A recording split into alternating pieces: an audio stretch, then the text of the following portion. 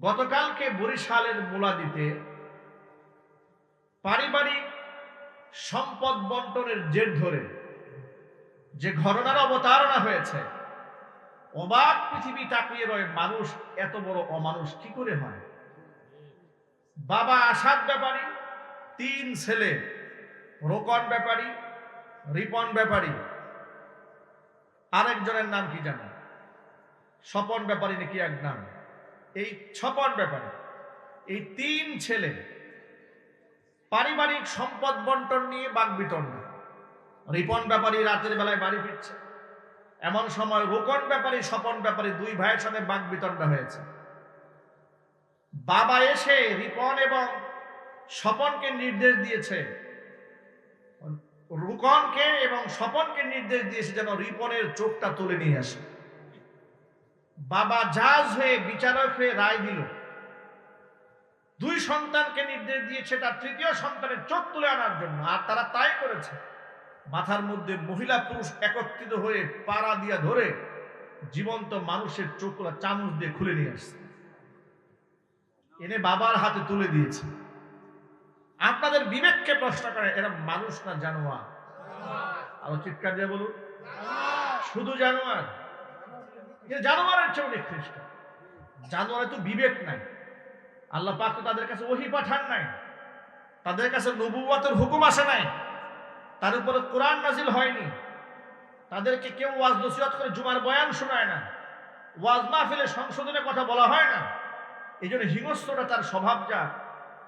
যে মানুষকে জুমার নামাজে সংশোধন করা হয়, ওয়াজ মাহফিলে বোঝানো হয়, কোরআন নাজিল করে আল্লাহ পাক কিতাবে বোঝালেন, হাদিস দিয়ে নবীজি সাল্লাল্লাহু আলাইহি ওয়াসাল্লামের জীবনী দিয়ে বোঝালেন, ওই মানুষ যখন জানোয়ারের চেয়েও নিকৃষ্ট কাজ করে, আল্লাহর কসম এরা জানোয়ারের চাইতেও নিকৃষ্ট হয়ে যায়। ঠিক কিনা? আর এর মূল কারণ হচ্ছে কোরআন সুন্নাহর জ্ঞান থেকে মানুষ দূরে সরে গেছে।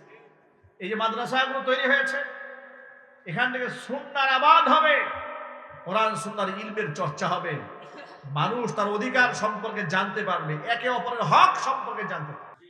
কোরআন কারীমের আলো থেকে মানুষ দূরে সরে যাওয়ার কারণে মূর্খতা এবং জেহালাতের অন্ধকারে সমাজ এতটা আচ্ছাদিত হয়েছে, মানুষ এমন এমন কাজ করে যে পশুকেও হার মানায়। পশু এমন কাজ করে না যে কাজ মানুষ করছে। ঠিক কিনা যদি বলেন? কয়েকদিন আগে ঢাকাতে ইনসাফ ফাউন্ডেশন প্রতিষ্ঠিত হয়েছে নারী অধিকার প্রতিষ্ঠিত করার জন্য।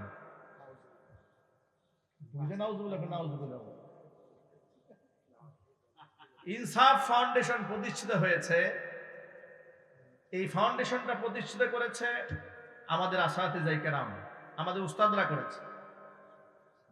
সেই কনফারেন্সে আমি উপস্থিত ছিলাম। বর্তমান বাইতুল মুকাররমের বর্তমান যিনি খতিব, উস্তাজুল আসাতিজা, উপমহাদেশের শ্রেষ্ঠ মুফতি, আমার বুখারীর উস্তাদ মুফতি আব্দুল মালিক হাফিজাহুল্লাহ,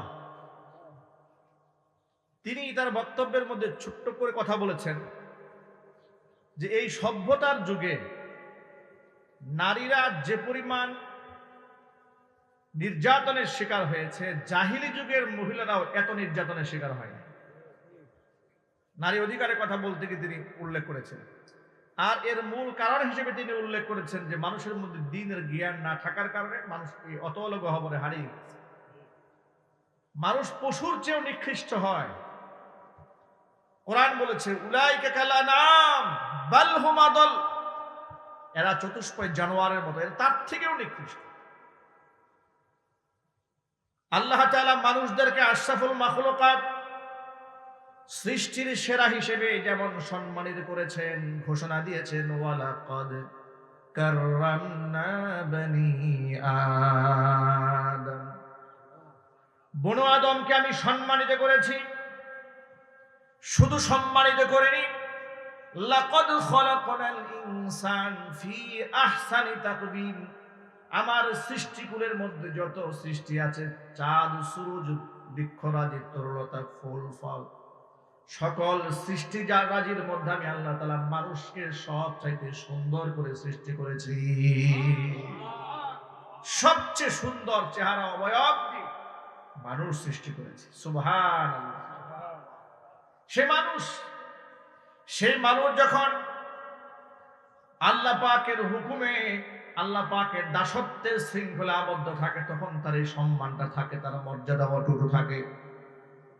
কিন্তু আল্লাহর জীবন ব্যবস্থার বাহিরে মানুষ যখন চলে যায়, তখন তার সম্মান থাকে না, বরং সে পশুর চেয়েও নিকৃষ্ট হয়ে যায়। গতকালকে বরিশালের মুলাদিতে পারিবারিক সম্পদ বন্টনের জের ধরে যে ঘটনার অবতারণা হয়েছে, অবাক পৃথিবী তাকিয়ে রয়ে, মানুষ এত বড় অমানুষ কি করে হয়?